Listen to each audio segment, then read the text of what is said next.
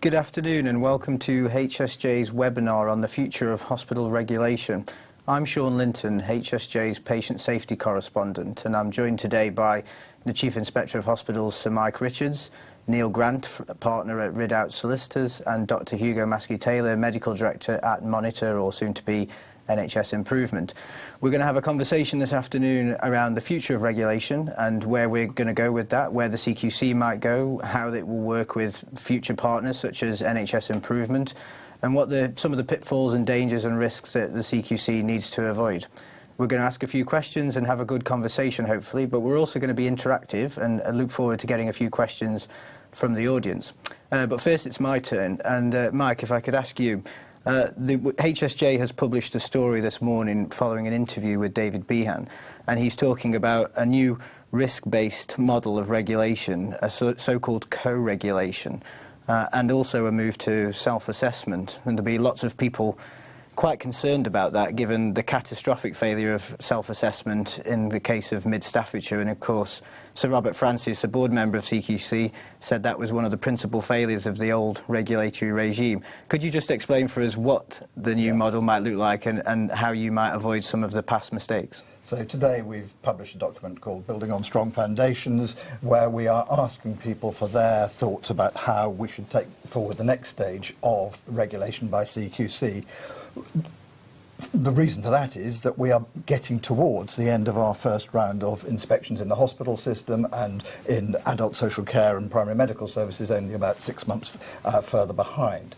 So we need to be thinking about the way forward. We've learnt an enormous amount over the last couple of years about the quality of health and social care services in this country, and it's then how do we build on that to look forwards.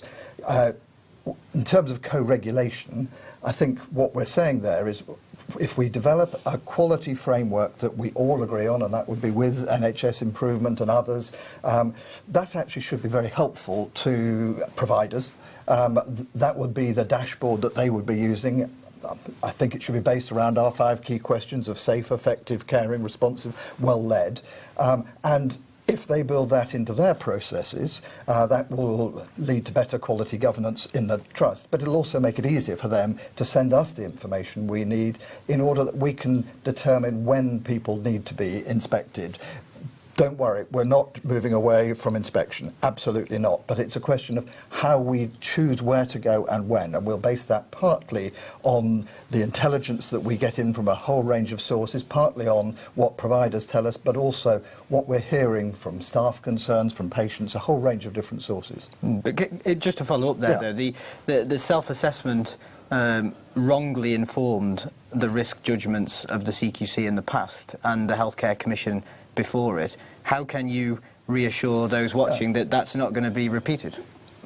I think because we will have our own judgments as well, and based on what we know from the data and what we know from our local intelligence sources and our own inspectors who are out there on the patch. I've actually got quite a lot of experience of this from the days when I was dealing with cancer peer review. And there we had people reporting themselves on what they thought. We had so-called internal validation, which was a sort of desktop review, and we had external peer review. Over time, and it was over time, trusts got much more accurate in their assessment of themselves. The gap between their own assessment and the assessment that the external peer reviewers made became smaller. But we have to watch that, and we will never base it solely on that. Okay. And Neil, can I bring you in here? I mean, what do you make of the proposals from the CQC this morning? The document's only just been out a few hours, so I'm being a bit unfair here, but I'd like to get your initial thoughts, perhaps. Well, yeah, indeed, it's sort of warm off the photocopier, really, and I suppose the first thing is I'd make the comment that probably the term co-regulation probably isn't a very helpful term. I mean, obviously under statute, CQC is required to regulate independently. It isn't co-regulation. There's an issue, obviously, about self-assessment, bearing in mind, obviously, the problems at Mid Staffordshire and other providers. So there has to be sort of caution, I think, built into the system, and obviously Sir Mike has indicated that that will happen. I suppose I welcome the approach to greater collaboration with providers that is in this document. It's not doing inspection or doing regulation, it's actually trying to sort of work and sort of facilitate improvement. So obviously that is a welcome development. But it's an interesting one, because here it's sort of suggesting they're going to move to a sort of more risk-based model of inspection. Under the legislation, they're required to do that anyway. So I'd ask the question, well, why are they saying it now? I mean, they should be delivering on that. But obviously on the back of Mid Staffordshire and Winterbourne View, there was this approach that we have to regulate everything, we have to inspect everything, and get that sort of benchmark. And I think the challenge really, I think, for the sector sort of moving forward is what next? Because you're going to have some providers that are not making the necessary improvements. And what are CQC going to do about that?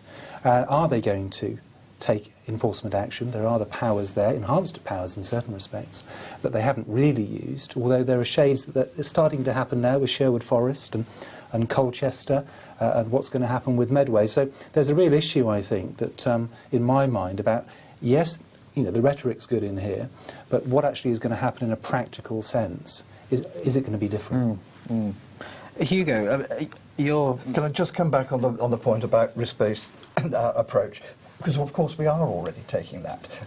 We decided that we needed to go around every single one of the NHS providers, but the order in which we've taken those has largely been determined by what we thought of risk. And we had to learn then about whether our risk-based approaches were right. You know, did the intelligent monitoring tell us what we thought it was going to tell us? And we have learnt a lot about that over the last 18 months, really. You have fallen behind, though, haven't you, with the inspection programme? That's partly a problem for the CQC at the moment. In terms of the NHS providers, the only reason that we've fallen behind at all is that we're having to go back to more places, because actually the quality of care provided by some of them, and you've named them, has not been as good as we had hoped we would find. And so we've been doing more comprehensive re-inspections than we had originally planned for. But that is taking a risk-based approach. Yeah. That's precisely what we're doing. And we have inevitably, therefore, left some of the ones we think are lower risk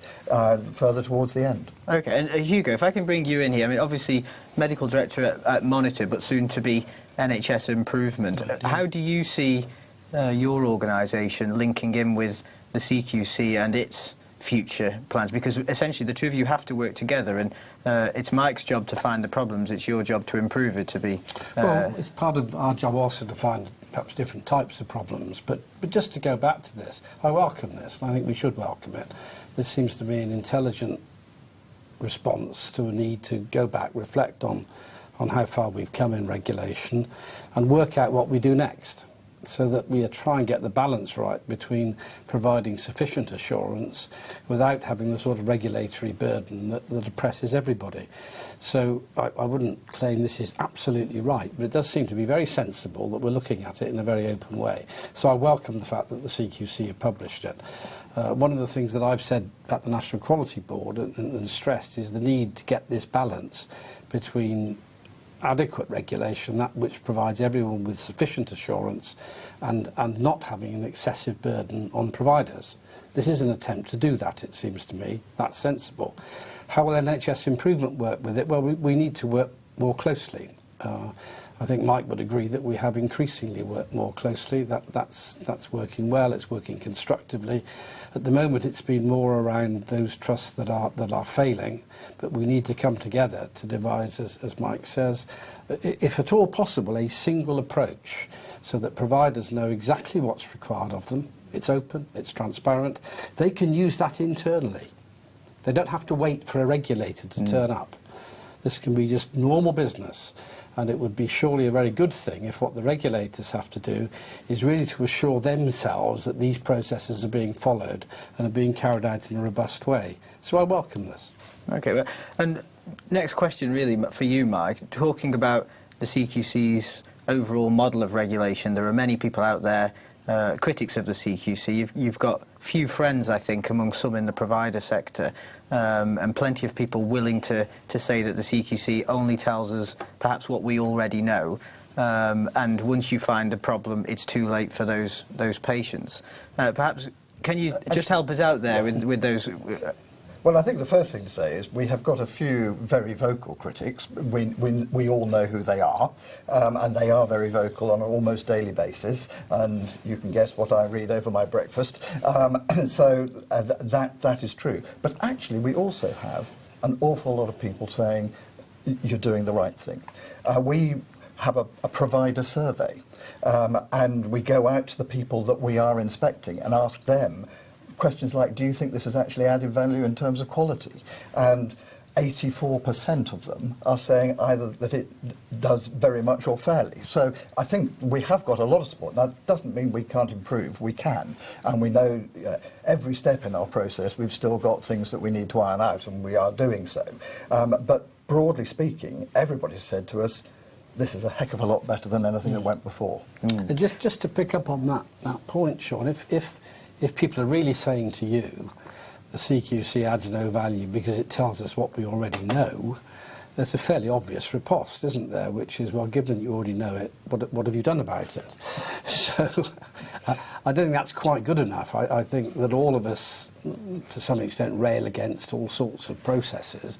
The CQC's processes are not perfect. Mike would be the first to admit that there's room for improvement. He just has. But on balance, this seems to be a useful process. It's developed a long way. It needs to develop further. We should surely be encouraging that.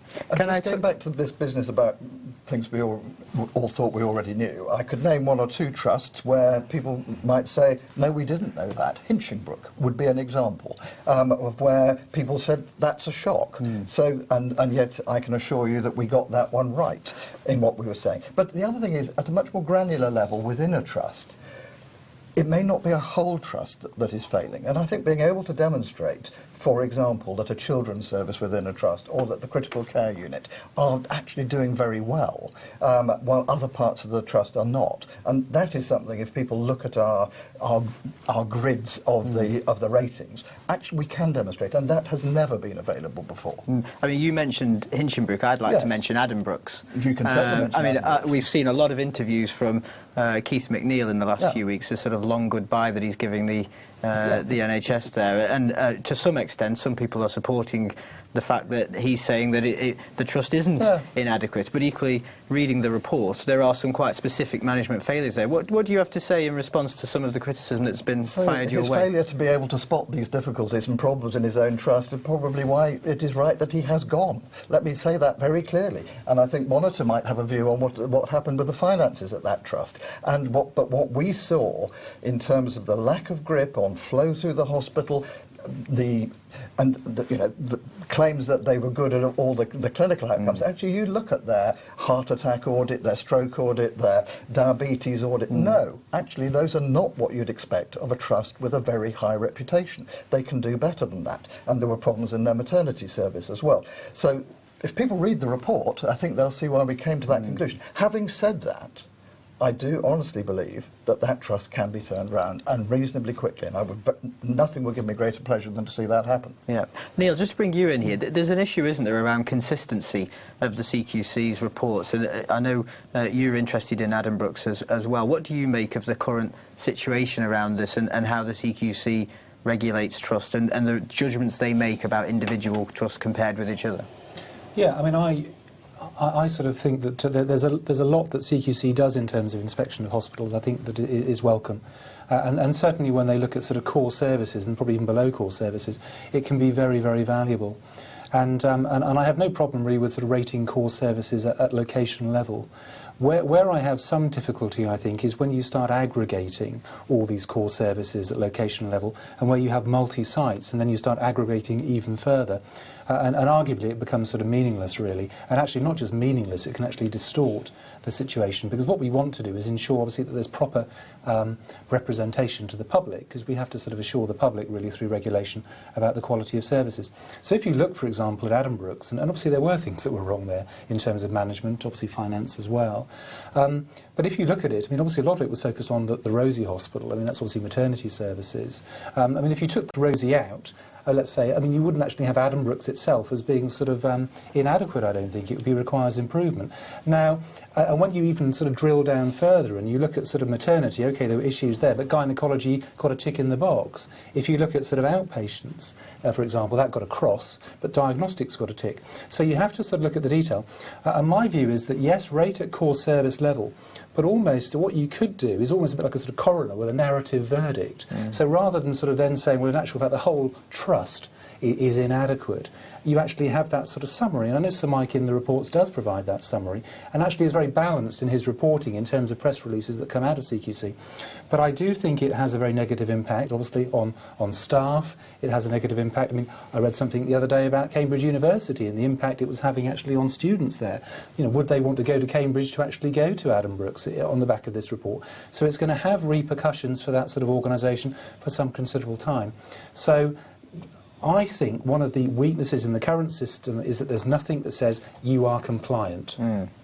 That's where there's a problem. It was there before, it isn't there now. And everybody says we've got to aspire beyond requires improvement. Requires improvement can mean you're actually failing, you're in breach of regulation, or it can mean you're actually not in breach of regulation at all, you're just below good. So I think it's a misrepresentation, it can mislead the public. Yes, but remember about Addenbrooke's, we did actually say they were inadequate, not just requires improvement overall. So that is a stage further on. But actually, what I'm delighted about is you have clearly read that report very carefully. So that is good news, and I wish others would do Perhaps so. more people need to read the reports. Perhaps more people need to read the reports. And actually, I have had people say to me, you know, we thought this place was really very good, but then I have had relatives in this place, and actually your report does reflect the care that was given to my relative. So, and we've had at other places that we've put into special measures where we've had staff come to us and say, thank you actually for pointing out what was there. And the staff survey at Cambridge was well below the average. I want to move on.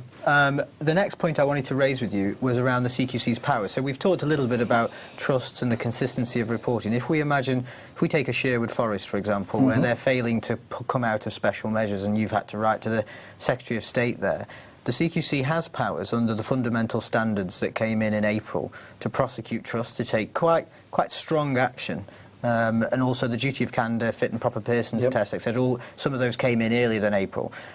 As I understand it at the moment, the CQC hasn't actually pressed the button on any of those new powers. And I just wonder if you could say a few words about whether that risks the reputation of the CQC in failing to actually act on those powers you have. Well, actually, we have used several of those powers. What we do is, after an inspection, and this could apply whether we're talking about hospitals, primary medical services, adult social care, if there are serious concerns from that inspection, we immediately hold what's called a management review meeting.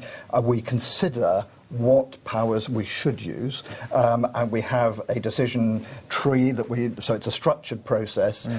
All of that's in the public domain, by the way, so that we then go down the line of saying what is actually going to bring about the change in the way we need it. Is it prosecution? Is it using powers, for example, to put conditions on a trust, conditions on their registration? So we might be saying, one of the conditions is that you have got to bring the staffing in your critical care unit up to the recognised levels of one-to-one staffing. That was one we did recently. The trust happened to be Addenbrooke's, responded very quickly to that, and we then were able to lift that condition.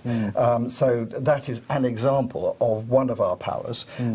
We have used the powers to cancel registration, not in an NHS trust, because the impact, obviously, we have to consider what the impact would be, and if we're going to cancel the registration of a trust, that is a very, very major issue. With somewhere like Sherwood Forest, which we have said this hasn't really improved at all over a period of a couple of years. We are working extremely closely with Monitor on saying what can we do, first of all, to get effective leadership in to stabilise the place, but actually saying we need to go further than that, and there needs to be some form of partnership or transaction, and that needs to happen sooner rather than later, by which I mean a few months. But just to hammer the point a little bit on the new powers you've got, they came in April, some in November last year, almost 12 months later. Are you suggesting that there hasn't been a breach of any of those standards in an NHS trust since that time? No, we've said there are breaches of standards. But you haven't used the powers. That's the point I'm sort of getting at. Which power are you talking? I mean, if we're talking about fit and proper person, Take that as an example. I mean, at the moment, you haven't actually... No, we haven't. You're absolutely right. But the process that we go through there is twofold. Firstly, there's the process when we're on inspection, where we do look at the processes that a trust has for recruiting people. We go through staff files for the directors, making sure they've got references, making sure they've had DBS checks, whatever. And so that's what we do on inspection. We have also had a considerable number of referrals to us of individuals who have been named as potentially being guilty of serious misconduct or mismanagement. What we do there, point number one, we say, is this person a director in England, in the health service in England? If they are eligible for FPPR. Then we say, is there any credible evidence that this person is guilty of mismanagement or misconduct? In which case, if they are, we approach the individual, we say, we're going to get in touch with the trust. Remember, the duty under FPPR rests with the provider organisation. It is their duty, but we would then say that they were in breach if they hadn't done the right things and couldn't demonstrate that they thought their directors were fit and proper. So we have been out to trusts. And some of the trusts have actually commissioned external investigations to make sure that these individuals are fit and proper.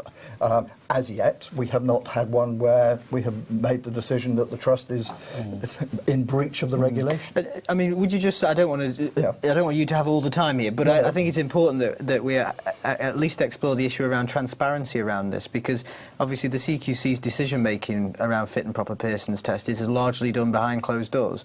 And I don't know what your decision-making is in relation to some of the cases, but I do know that there are employment tribunals involved in them where they've perhaps ruled against the individual. And then with that sort of evidence, we would then go to the trust and say, here is the evidence from the employment tribunal. What makes you say that this person is fit and proper? And some of the cases have not yet concluded. Let's also acknowledge that. So we haven't as yet found a trust in breach of that.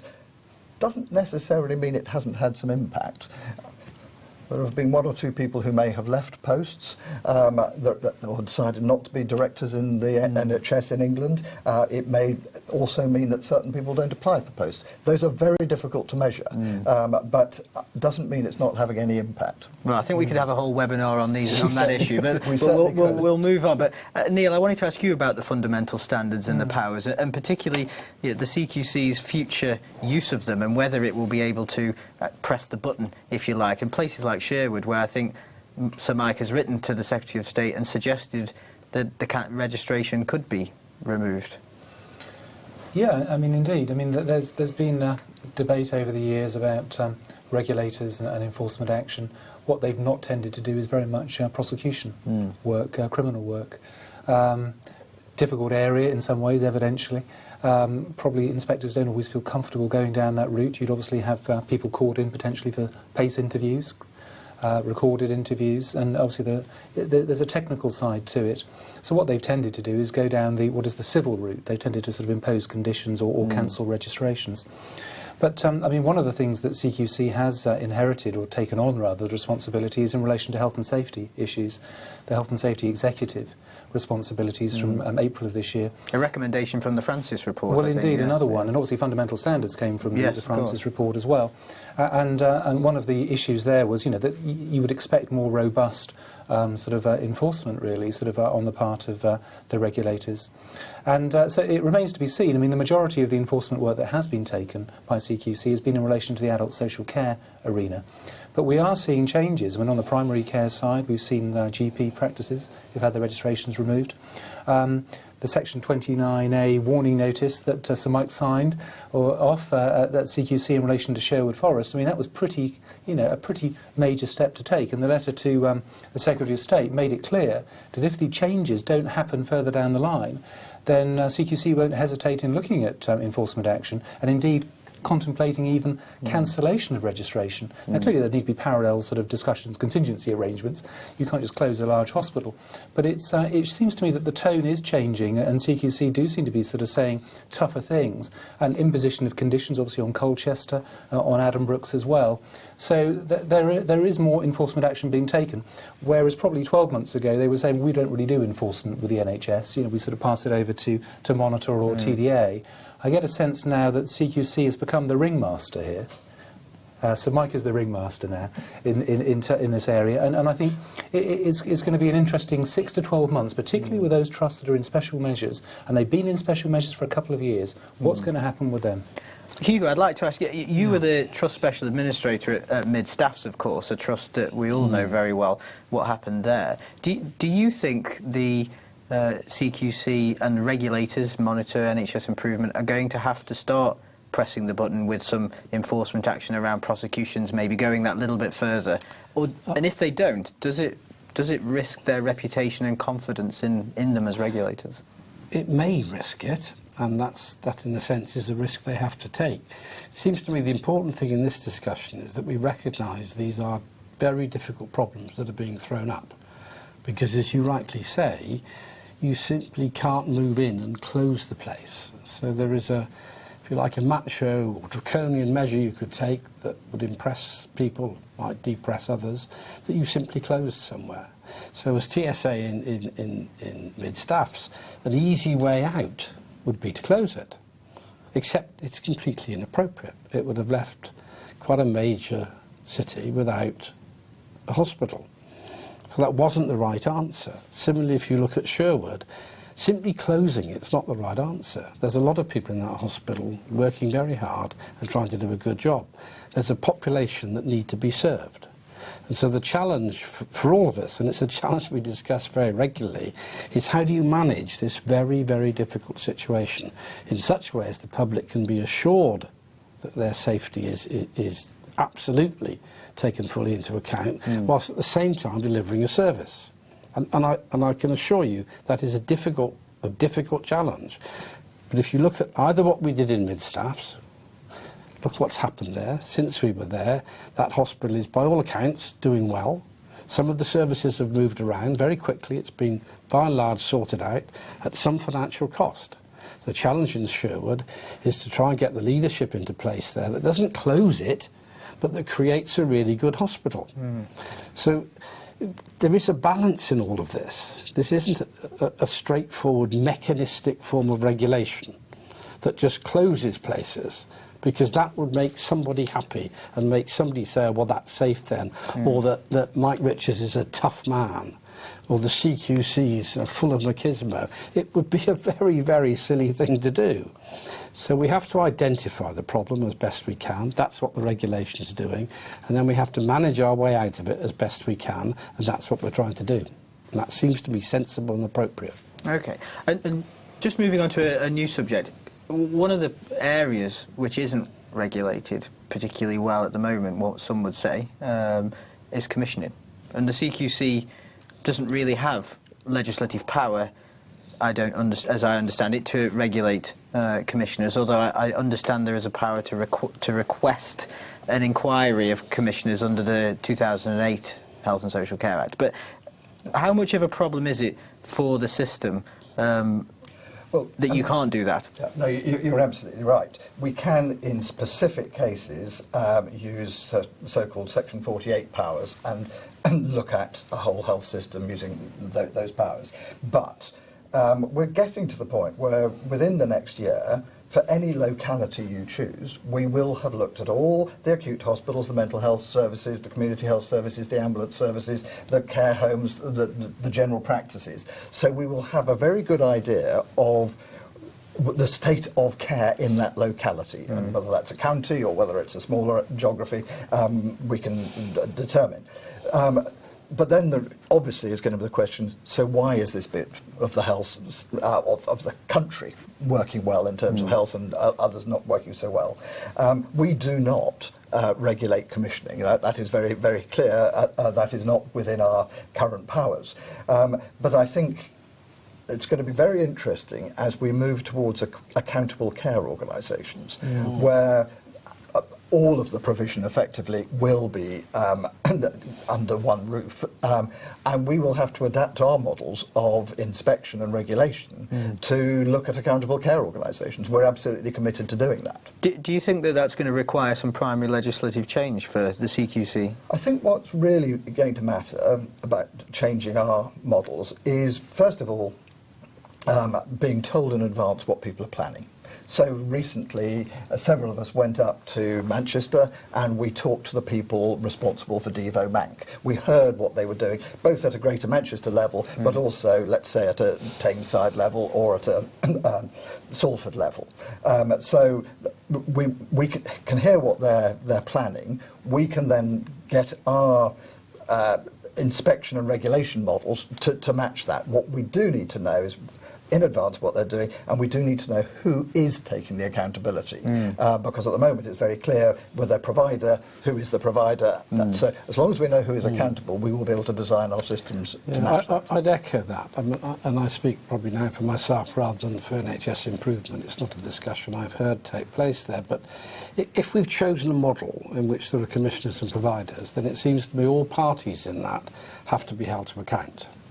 So I do think there is a discussion to be had about the performance management of CCGs, of commissioners, and if necessary their regulation.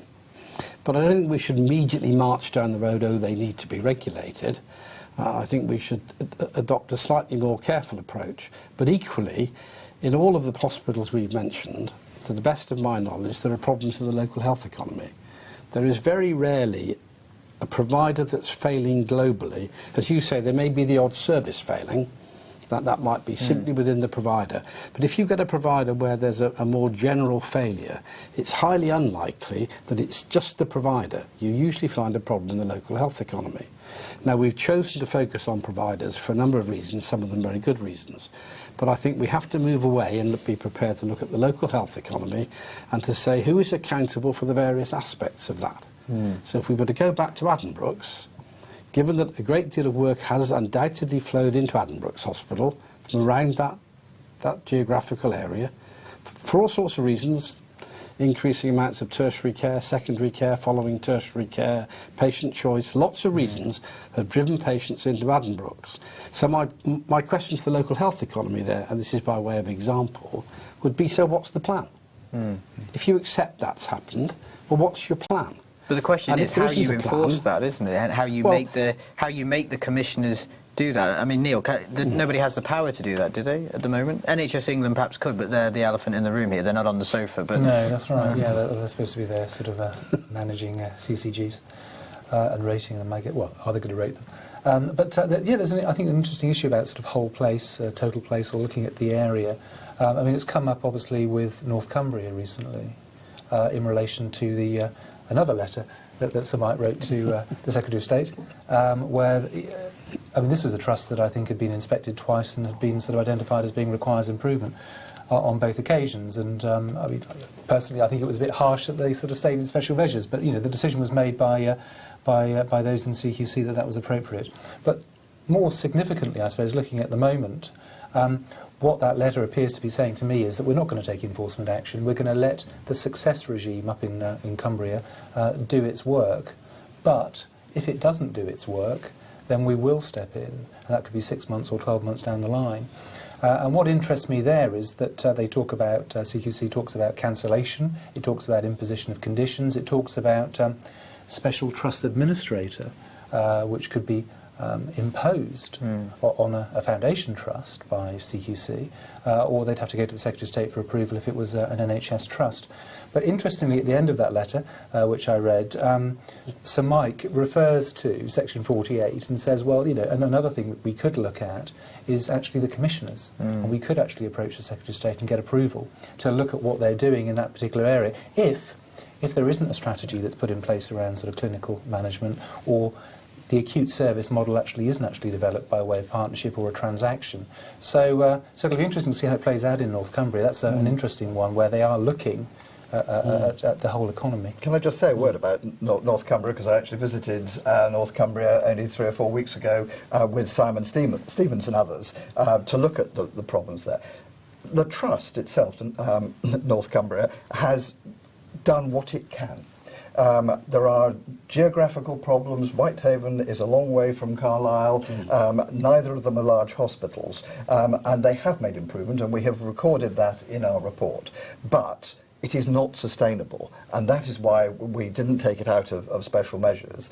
And equally, it's very clear, if you go to the Whitehaven area or Workington, that the problem is not confined to the acute trust. We met with a number of GPs there, and they are having huge difficulties recruiting GPs to work in that part of the world. They're being very creative in how they're going about that, but nonetheless there are problems. It does need a whole system change, which is why I welcome the fact that it is one of the success regime sites. But partly, what we were saying is we've got to see this not just be a talking shop, we've got to see action out of this, because actually recruiting staff to Whitehaven is proving almost impossible, particularly in terms of medical staff. And so we need a different configuration of services. That's for them to plan, but that's why we didn't take them out of special measures. Yeah. And we've said, you need a sustainable clinical strategy, and then you will need a transaction to make that happen. Right. And just to take you back to mid-staffs, although we gave the commissioners and CCGs, I think they would agree, we gave them a great deal of support. At the end of the day, they had to act courageously. They had to stand up and say, yes, these are the service changes that need to be made in this locality, and they did, to their credit. So the CCGs have a crucial role in this. That they have to be brought in. I'm not advocating that we immediately start regulating them, but we have to recognise that in the model we've chosen, the commissioners have an absolutely key role and a key set of responsibilities. You mentioned the success regime, which, apart from being the worst named programme in the NHS, 1984 newspeak that comes to mind from the title, one of the things that comes to my mind hearing that is, obviously, success. We focused on a bit of the bad, but the NHS needs to actually learn from where it's doing things right. And one of the biggest problems in the NHS is variation, and variation across the country. Yep. How can the CQC NHS Improvement come together and somehow get the system learning from where things are going well so that they can spread that across the country? Well, I mean, we've, so far in this conversation, we have focused on places like Medway and Sherwood Forest and Colchester. Let us also celebrate the fact that 10 trusts have been in special measures and have now come out. And some of those there have been remarkable turnarounds. And so, yes, I think now is the time to learn from that, to say what were the factors for success, what are the factors for when it's not successful as well, and so can we build on that. And I think over the next few months, as we get more and more experience of trusts that have been able to be turned around, which I think is something that we really haven't had experience of in the NHS in the past. The previous model was, oh, that's a basket case, change the chief executive, move on. That doesn't work, absolutely doesn't. What we're learning is what support trusts need, and I think this is where we can provide the spotlight saying where the problems are. NHS Improvement can then provide the support to make sure that things really do change. And there's a broader question here, because we've focused in this discussion on those relatively few hospitals, relatively few trusts who are in major difficulty. Now, the greatest benefit to patients will be not only in doing that, but shifting the curve to the right. So getting the less than average, the average, even the better trusts, all to improve. And I think that will be a challenge for NHS Improvement and for others. That's the main challenge for NHS Improvement, isn't it? It's one of the very important challenges. I think we've got to do a number of things, but that's certainly, for me, one of them, which is how we get an overall improvement. And that's been a challenge over the years, you know this as well as I do, that there have been a succession of organisations committed to doing this type of work, some of them NHS, many of them professionally based. And we have to find a way to encourage that so that the learning that needs to take place takes place across the health service. And Neil, can I just ask you your take on this? I mean, the NHS, we talk about success and learning from it, etc., and improving, but actually sometimes it needs a stick, doesn't it, rather than a carrot? It won't do it on its own. Yeah, I mean, I I suppose that's right. I mean, there's the worry about sort of silo mentalities and sort of people sort of needing to be given a jolt to wake up and obviously making the necessary improvements. But I mean, obviously, I welcome the fact that there's this focus on improvement. But at the same time, one would expect that with the powers that the regulator has got, that they would actually apply them. And I come back, and I think you're right, realistically, I think you're not going to be closing a sort of major hospital. Cancelling a registration, taking it away is a different matter, because obviously somebody else would sort of step in and be registered. But certainly in relation to sort of precise sort of enforcement, imposition of conditions, or a prosecution for a particular sort of fundamental standard, you'd expect that there would be sort of action taken down that route, and it's perhaps surprising in the NHS in particular that not so much has actually happened on that side. Having said all of that, I mean, obviously we act as for providers at Ridouts, and we welcome having a dialogue with CQC and obviously trying to sort of work collaboratively and to improve the situation and get a good outcome for everybody. And just to take issue with you, Sean, on that, because you said, or almost implied to me, do tell me if I misheard you, that somehow the NHS wouldn't improve without a stick. Now, the great majority of improvements in the NHS are not carried out because there's a stick. They're carried out because the people in the health service want to do a good job, the professions want to drive improvement, the managers want to drive improvement. So we're here dealing with a minority. Even in the organisations we've described, there are people who really, really want to make them better. So it seems to me that there is a balance in this. The great majority of improvements will be brought about by people working in the health service without a stick. They might need more of a carrot from time to time. Okay. Neil, you wanted to... No, I just said I would endorse the fact that we don't want to have a blame culture. We want to sort of move away from that. There's been too much of that in the past. So I would agree with that. But it's interesting, coming back to the fit and proper person requirement, I mean, obviously that is something that's new, that's been introduced. Obviously, it's not, of itself is not a fundamental standard. It sits beside the fundamental standards. If you breach it, it's not a statutory offence, so you can't be prosecuted as you could, for example, for care and welfare. So it is slightly different.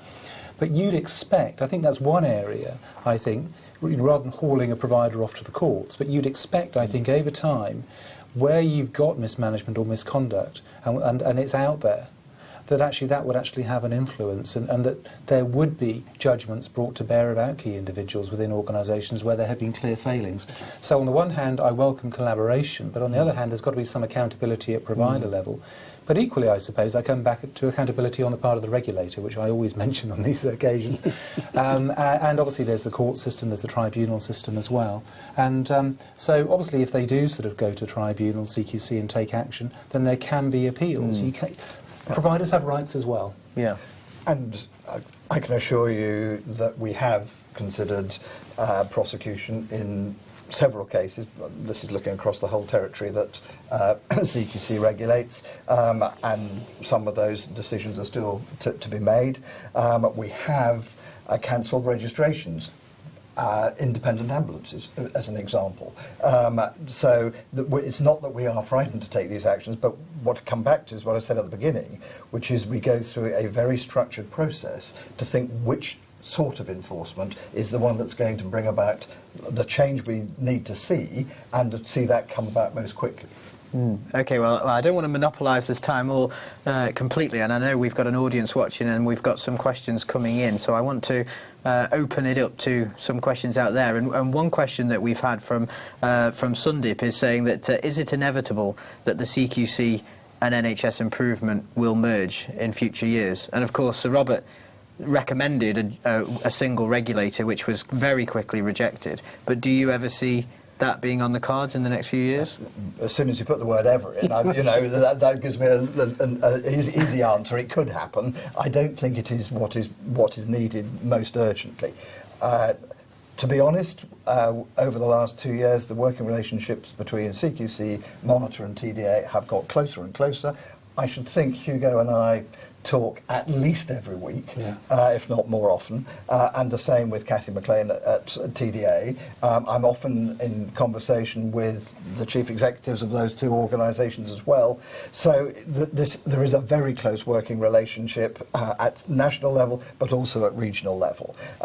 And I think we've also all got quite a lot on our plates, and personal view, do I think this is the time for the merger of CQC and NHS Improvement? No, I think and there was a good case, in some cases, for saying we are standing clear of the improvement bit, because what we can then do is come back and independently say, have we seen the improvements that we were looking for? And we're not then tempted to mark our own homework and say, oh yes, they are better now. So I think there is a case for doing it exactly as we're doing. Yeah, Hugo, I mean, I agree. I wouldn't rush at it. Mike pointed out you'd put the word "could it ever," so the answer's got to be yes, hasn't it? Of course it could. But I think we've now got monitoring and the TDA coming together. Those are two very different organisations, people by different types of people. They previously had very different roles. They've got to come together and find common purpose and a common way of working. And in a very short time, in a remarkably short time.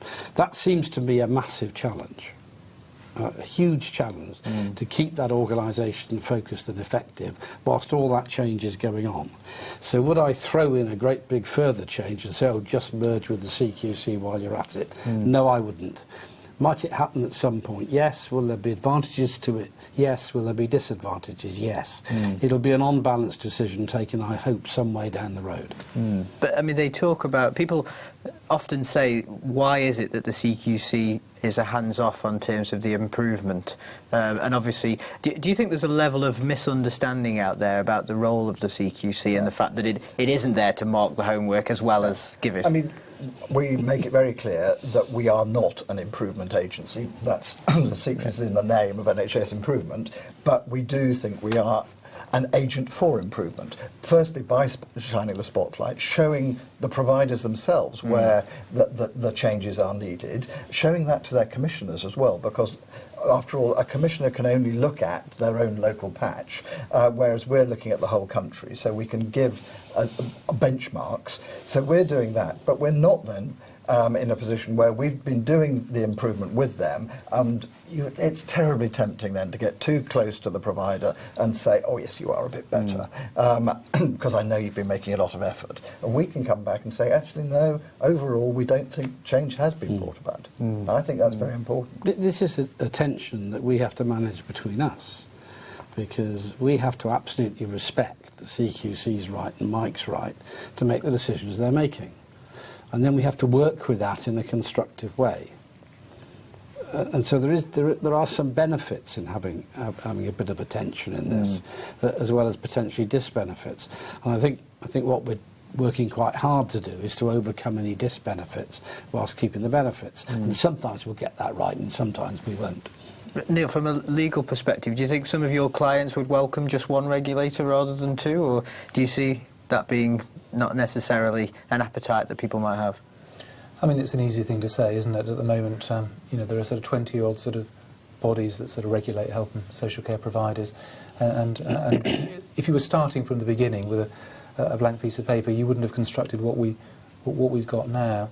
But I think historically, I mean, I've always sort of said, well, that I thought there ought to be a sort of merger. I mean, having seen the sort of change over the last sort of 6 months or so, I'm beginning to question that actually, because I think if NHS Improvement, if it is going to become an improvement agency, then it's going to be in there sort of working very, very, very closely with organisations. And I think that sort of separation, as Mike has sort of mentioned, sort of between sort of CQC that independently sort of regulates and judges on quality, I think I'm sort of coming around to the idea now that separation is probably no bad thing. The slight worry I've got, though, is that Monitor have got a lot of enforcement powers, sort of enforcement undertakings, discretionary requirements, and how that sits, where they've got very sort of extensive powers, enforcement powers, as a regulator, in circumstances where they're now sort of badging themselves as being an improvement agency. So query whether some of those ought to be stripped away is something that perhaps ought to be discussed. OK, well,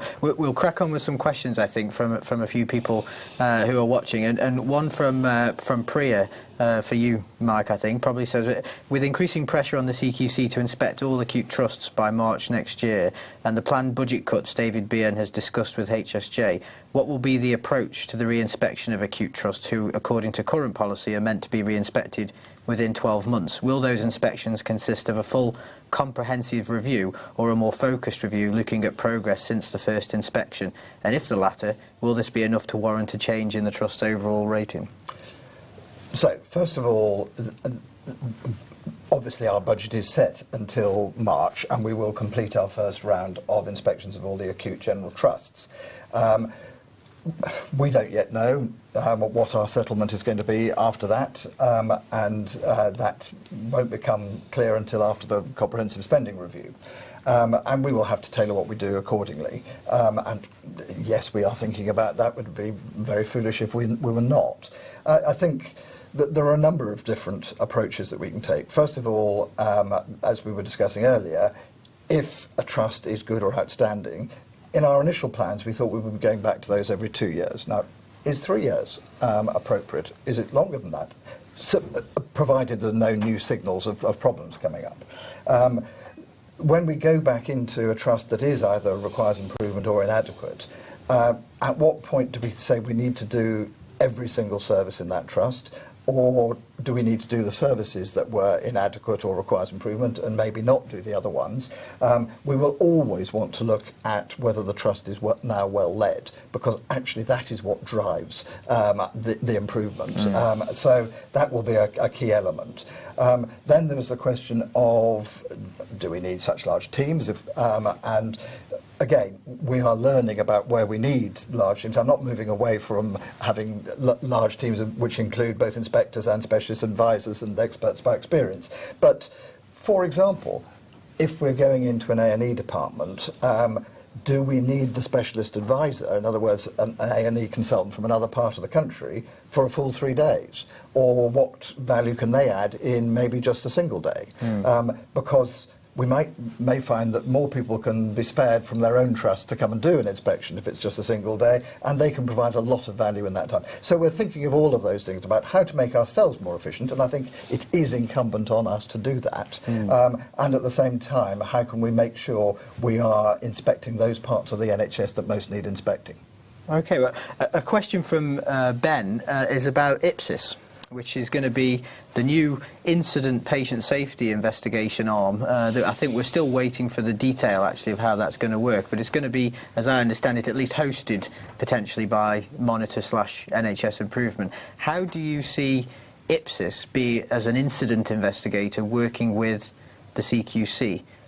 Well, I think it hasn't yet been established, but again, Mike Durkin, who is very closely involved in that, we've been talking. I think one of the things they will have to determine is their overall framework, but also what specific incidents they're going to investigate themselves, what incidents they are really going to recommend to trusts that they need some other external body to investigate, and what can be investigated internally, and how.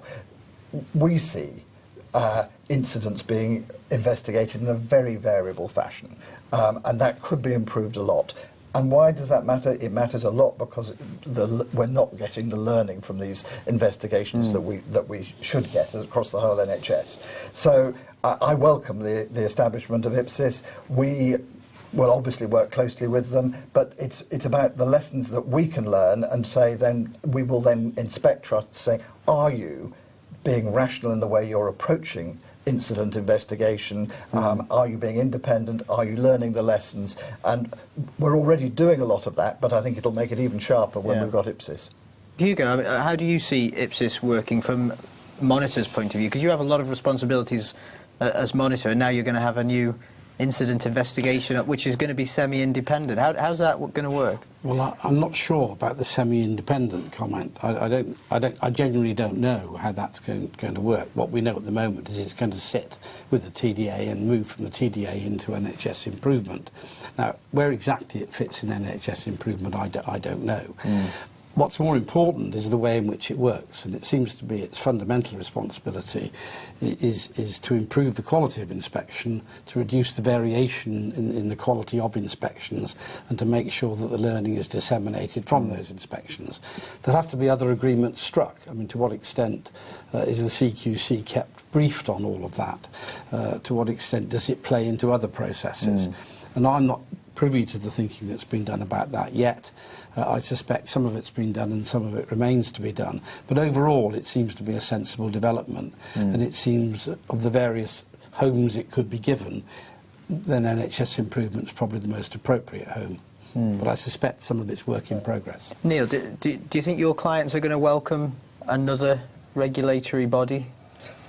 Welcome is probably the wrong way of expressing it, I would suggest. But in one sense, I mean, obviously there is an issue about sort of complaint handling within the NHS. It comes up periodically, doesn't it, with the Ombudsman every year, sort of saying things can always be better.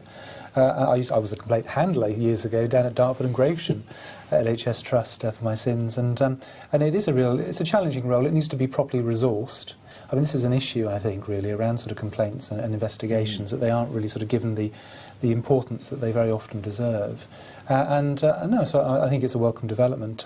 I mean, at one time I'd heard that CQC were going to develop sort of standards, really, for sort of investigations, and I don't know where we are with that. But certainly, yeah, one would expect that you could develop sort of standards, a model that could actually then be sort of rolled out, so that there would be sort of a sort of benchmark. And I don't think it's just CQC that needs to be doing that. I think it's the National Quality Board, which has representation from CQC, from NHS Improvement, from NHS England, and there are already standards. We may need to revise those and bring them up to date, and I think that is something that IPSIS would probably lead on. But I think we can get better quality investigation, we can get better learning, and that should be, it's a really important thing to do. And I think that's widely accepted. I still frequently get people saying to me informally, an incident's happened here or there. You have to remember that in a hospital or in a trust, the incidents are pretty rare. So when you see one occasionally, somebody's charged with, well, how do we investigate this appropriately? How do we make sure we do what we need to do? And so an organisation that has that body of knowledge and can say, well, you should do this and you should do that. And here's a framework that will allow you to do a robust and proper investigation without then later getting into difficulties, let's say, on the HR front or somewhere else. Okay. I think that sort of expertise will be very useful to trust. Well, we've only got a few minutes, so I'm going to ask you to keep your answers brief, but as a quick sort of almost final question, really, do you think the pendulum is swinging the wrong way at the moment, away from quality and towards finance again, with the changes we've seen on safe staffing and nursery validation being put back, etc., and possible cuts to the CQC's budget? I think it's really important to say that both matter.